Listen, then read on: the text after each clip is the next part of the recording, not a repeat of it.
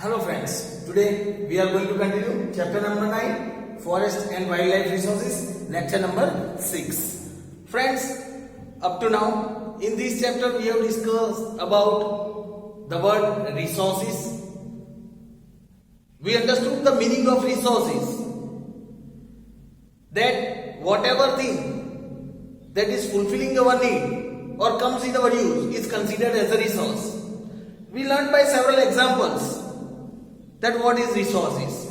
There are several types of resources like natural resource, man-made resource, renewable resource, non-renewable resources, conventional, non-conventional resources. So friends, we learned about all these types of resources in chapter number 8. In this chapter, we are discussing about the natural resources, that is like forest, wildlife, rivers, mountains. Such are the resources that are the natural resources. As we discussed that these resources are very much important for us. As we discussed in chapter number 8, that our human wants are unlimited. Our human wants are never satisfied and the resources are limited. So we have to save these resources. We have to conserve these resources for the future generation as well. Friends, in this chapter in the very beginning, we discussed about understanding the meaning of forest. A group of trees, scrubs, grass grown in any particular region is considered as forest, is known as forest. We discussed about the virgin vegetation, that what is virgin vegetation. Any natural vegetation that is grown without human participation, without human effort, that is known as the virgin vegetation. Friends, we discussed about this forest, wildlife. We discussed about the classification of forest in our previous part, in which we discussed that these forests are classified into two types. One classification was on the basis of administration and the other classification was on the basis of ownership, management and administration. We learned that with the help of the chart. We discussed that on one side, on the basis of administration, again the forests are divided into three parts: reserved forest, protected forest and unclassified forest. While on the other side, classification on the basis of ownership, administration and management, again the forests are divided into three parts, which are known as state forest, communal forest and private forest. We discussed about all these types of forest in detail. That the reserved forests are such forests in which there is certain restriction on collecting of woods, cattle grazing, etc. This is direct under the control of the government, that is the central or state government. We also discussed about protected forests in which certain relaxation is given in collection of woods, cattle grazing are allowed, but in such a way that it does not harm the trees in the forest. We discussed about unclassified forest, the forest that does not come in any of such categories, that is reserved or protected, that is called unclassified forest. On the other side, we discussed the other forest, like the state forest. The forests that are owned, they are coming under the category of the state or central government. The maximum forest of our country lies in this category, that is the state forest. Another is communal forest, which ownership is with the local self-governance bodies. We discussed about the third, that is the private forest. The forest land which is owned by an individual is known as private forest. At present, most of these forests are in haphazard condition or they are in barren position. Friends, we discussed about the deforestation. That what is deforestation? The unnecessary decrease in the number of forests, that is deforestation. We understood about the impact of deforestation, that how much it harms to us when the forests are decreased. We learned about its conservation as well. We learned about the impact of these deforestations. Friends, now today, after understanding and getting all the information about the forest resource, now we are going to move towards the wildlife resources. Wildlife resources is also as much important as forest resources. As the forest exists, the wildlife, the natural abode of this wildlife is considered as forest. So when we are talking about forest, wildlife also plays a very important role. Let us understand today by covering the topic, that is the diverse wildlife that is found in India. Diverse wildlife of India.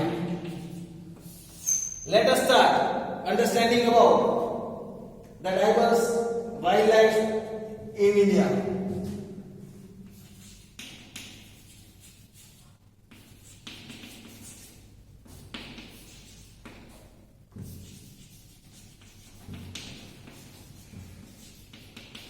Let us understand about diverse wildlife that is found in India.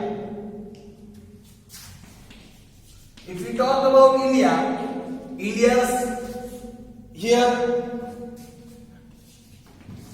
India's climate and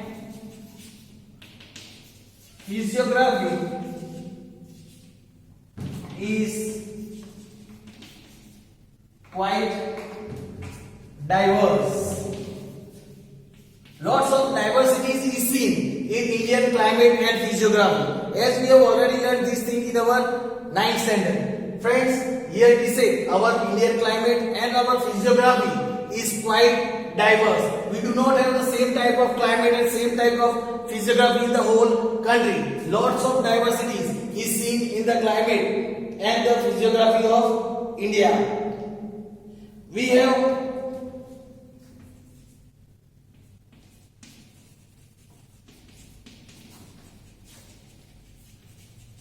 Himalayan region.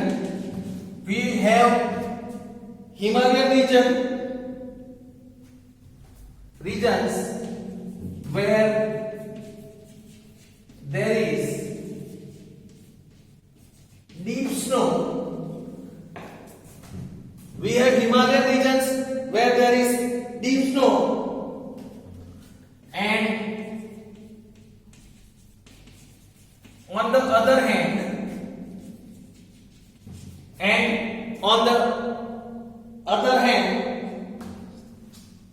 deserts like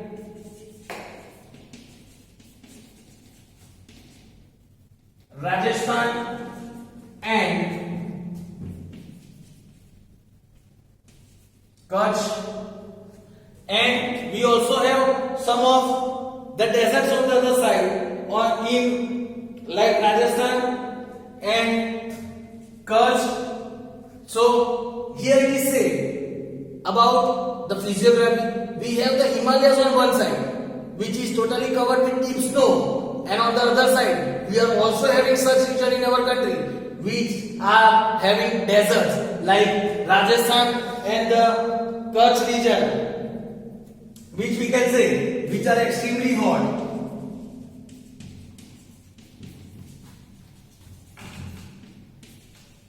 These regions are extremely hot. These desert regions are considered as extreme hot region of our country. And similarly, we also have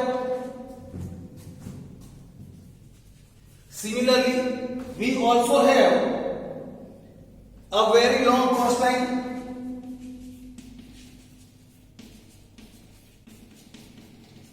We also have a very long coastline. Majority of India consists of plain region. Friends, here the information is given about the physiography. On one side we have Himalayas that is totally covered with snow. On the other side we have the region which is very hot, like desert regions of Rajasthan and Kutch. We also have a very long coastline, as we know that our west side, that is an east side and the south, we have the oceans and a very long coastline we are having of India. Maximum or majority of India physiography consists of the plain region in our country. Such a large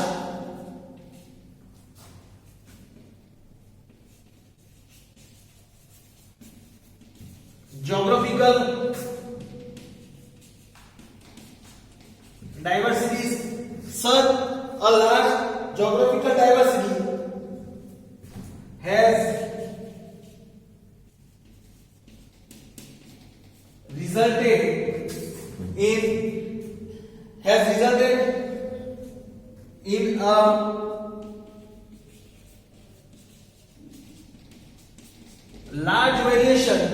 has resulted in a large variation, in insects, birds, animals, large varieties of insects, birds, animals and vegetations, and also the vegetations among various region in India. In different region of India, we have different varieties of insects, animals, birds, different kind of natural vegetations. As per the physiography of India, as the diverse physiography, we have the diversity of wildlife also. We have lots of species of insects, lots of species of birds, animals as well as vegetation that is found in different region of our country. Here it is said, friend, that there are about 15 lakh species of birds and animals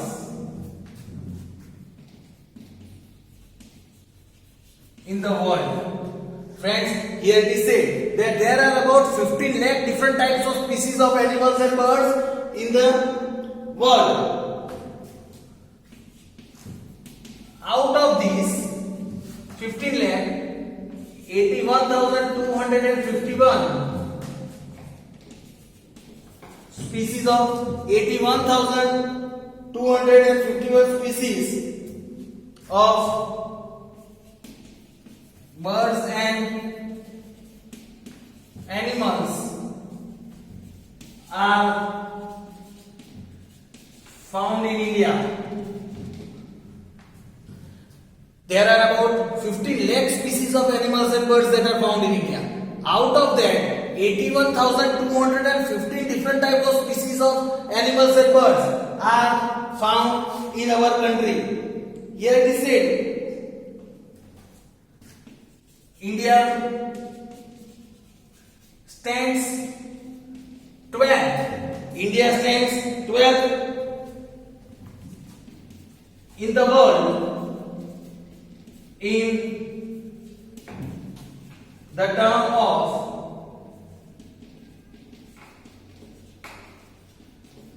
biodiversity.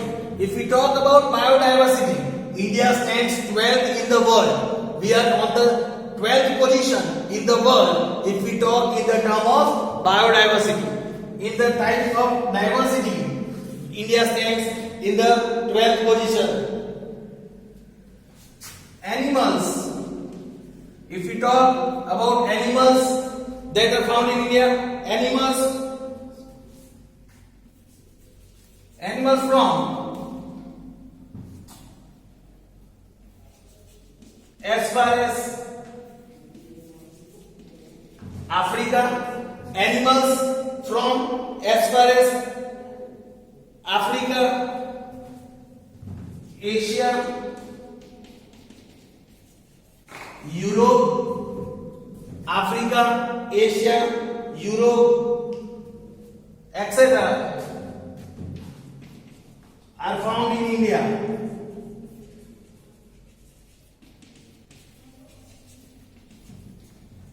Are found in India. Animals from as far as Asia, Africa, Europe, etc. are found in India.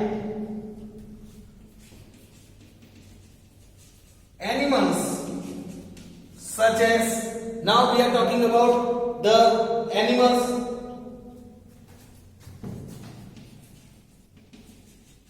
African giraffe,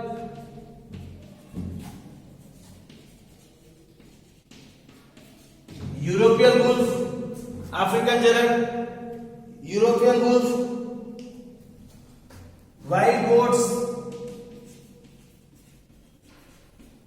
Kashmiri deers,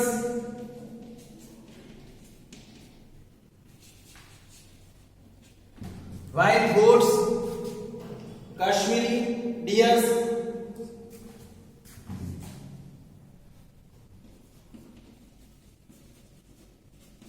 elephants and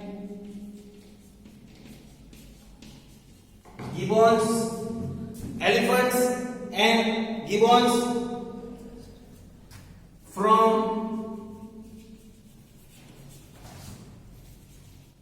Southeast Asia, they are from gibbons from Southeast Asia, etc.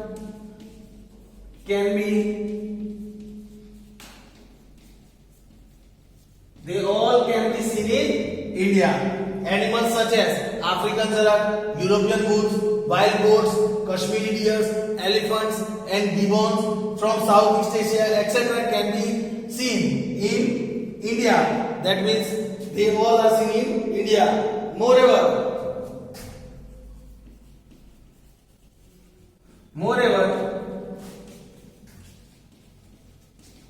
black bear,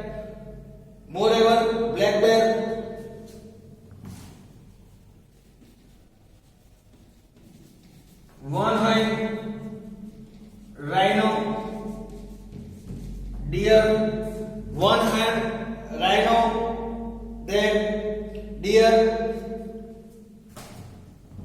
then different types of snakes,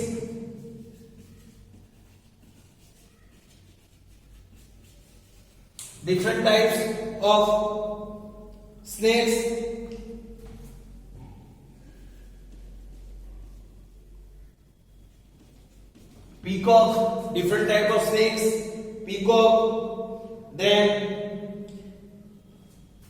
gorad, that is we can say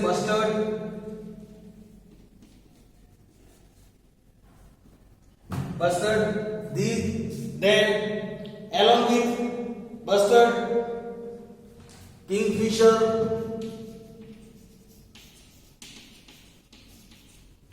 flamingo,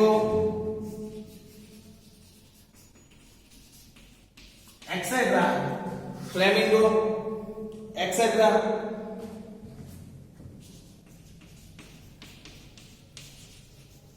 are also found in India. Friends, here you can see the diversity.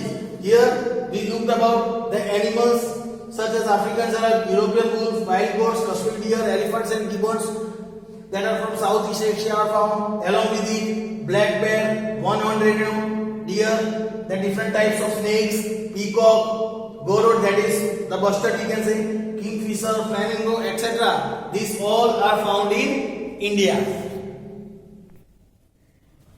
Then the snow leopard and the red panda both are found at same altitude. The snow leopard and red panda both are found at same altitude in Himalayas. They are found in Himalayas at the same height, same altitude. But they have very distinguished characteristics.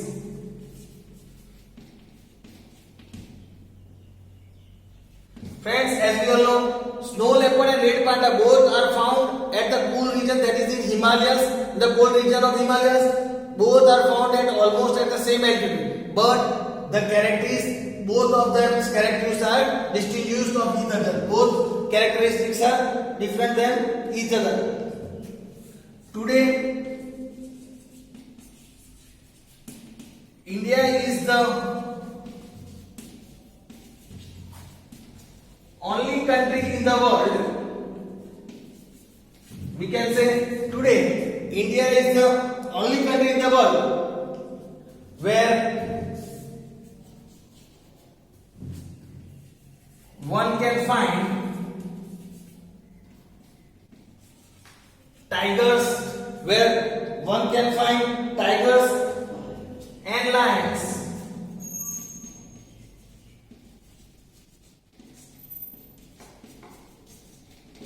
Moving in their tigers and lions, moving in their natural habitats.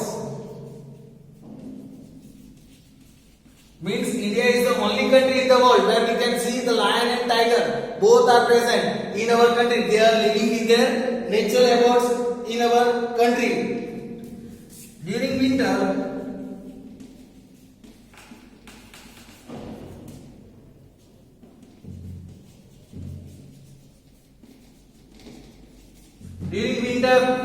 migratory birds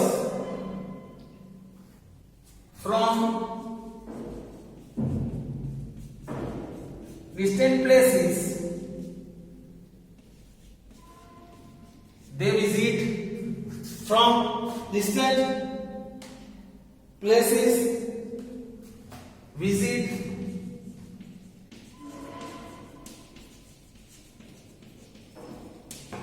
the watershed area. They visit the watershed area of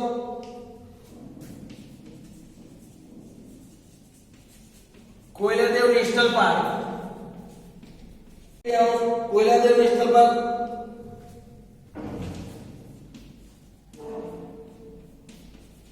Bharatpur and Narsarovar, and the Narsarovar that is in Gujarat. Many migratory birds, they migrate from different places and come to Koiladev National Park, Bharatpur Sanctuary and Narsarovar in Gujarat. They visit over here. Even India is the only country where lion and tigers both are found in their nature habitat. Sea turtles, if we talk about even the sea turtles, come to lay eggs. Sea turtles come to lay eggs along the sandy coast of Odisha. Even the sea turtles, they come to the sandy coast of Odisha. They come to lay eggs. These sea turtles, they come to lay eggs along the sea coast of Odisha. Means even the sea turtles visit over here. Then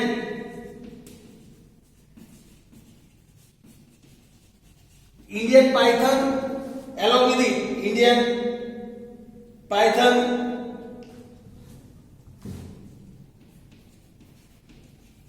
various types of snakes,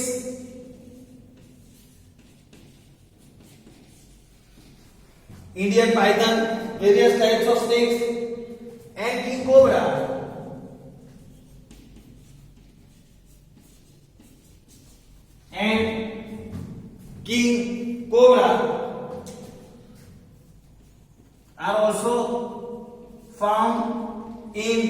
are also found in the southern rainforests of India. Friends, here it is said that sea turtles come to lay eggs along the sandy coast of Odisha. Along with it, Indian python, different types of snakes, as well as king cobra are also found in the southern rainforest of India. So friends, this was the information about the diverse wildlife of India. We learn about the another topic in our next lecture. Thank you.